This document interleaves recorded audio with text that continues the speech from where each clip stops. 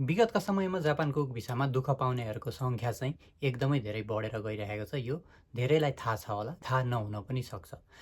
जापानको कुक भिसाको सम्बन्धमा केही प्रश्नहरू र त्यसका उत्तरहरू लिएर आएको छु मैले।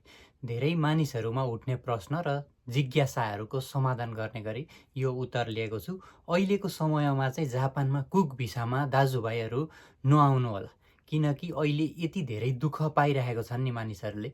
यो मानिसहरू दुःख पाउनेको सङ्ख्या यति धेरै बढेको छ, त्यो कारणले गर्दाखेरि नेपालबाट कुक भिसामा चाहिँ बिल्कुल नआउनु होला।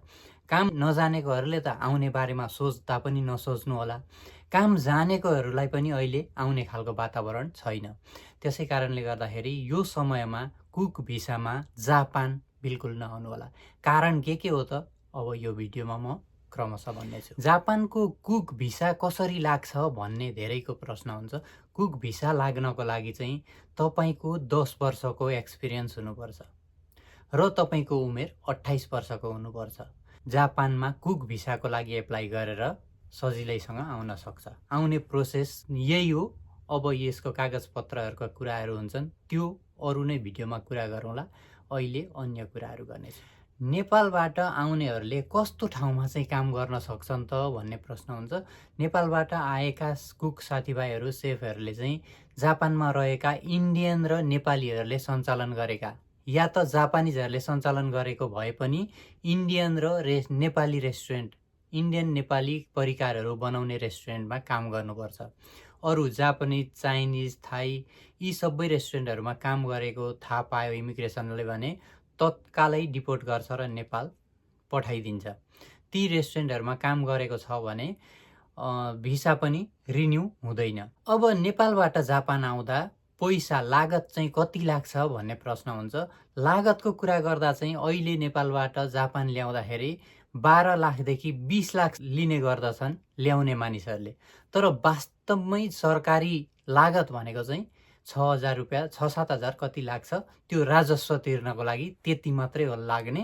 अरू सबै तपाईँलाई बोलाउने मान्छेको कमाइ हो। कमाइ कति हुन्छ भन्ने प्रश्न पनि हुन्छ। कमाइ चाहिँ कस्तो हुन्छ भने जापानमा आइसके पछाडि जापानको वास्तविक कमाइ चाहिँ प्रति घन्टा 1200 हो। यसरी जोड्दाखेरि दिनको 10 घन्टा काम गर्छ भने दिनको 12,000 हुन आउँछ। त्यो महिनाको आफै हिसाब गर्नु होला।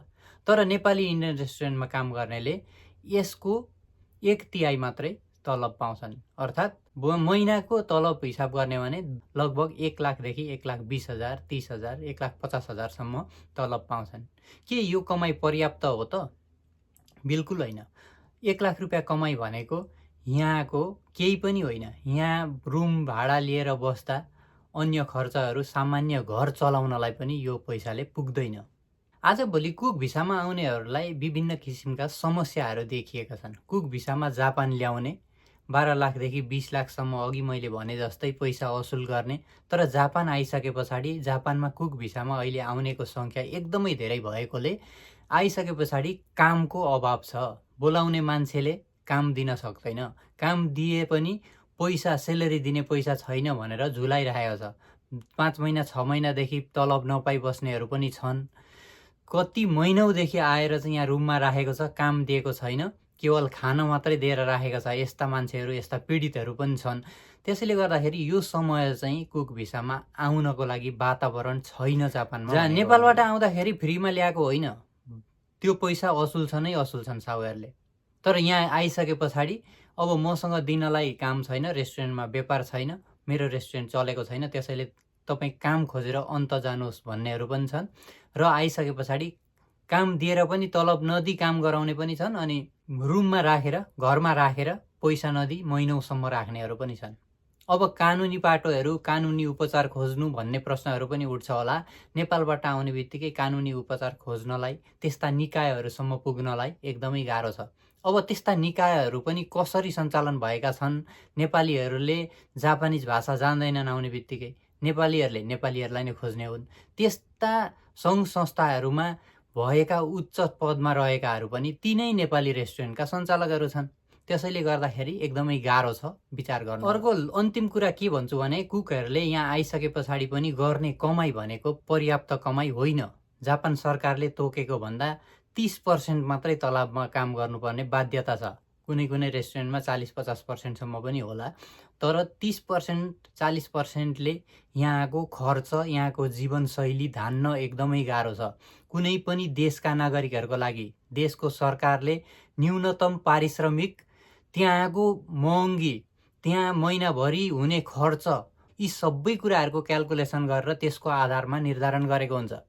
नेपालमा मात्रै यस्तो छैन। नेपालमा चाहिँ खर्च, महँगी र कमाइको तालमेल एकदमै मिल्दैन। तर जापानमा यस्तो छैन। खर्च, महँगी र कमाइको तालमेल मिलाएर त्यो अनुसारको वास्तविक सेलेरी निर्धारण गरेको छ सरकारले। त्यसैले गर्दाखेरि यहाँ आइसकेपछि पाउने तलब र जापानको यथार्थमा हुने तलब, त्यसमा आकाश पातालको फरक छ। यहाँ पाउने कुकहरूले पाउने तलब र जापान सरकारले तोकेको तलबमा फरक भएकै कारणले आफ्नो मात्रै कमाइले गर्दाखेरि यहाँ जीवनयापन गर्न सजिलो छैन। त्यसैले विचार गर्नुहोला।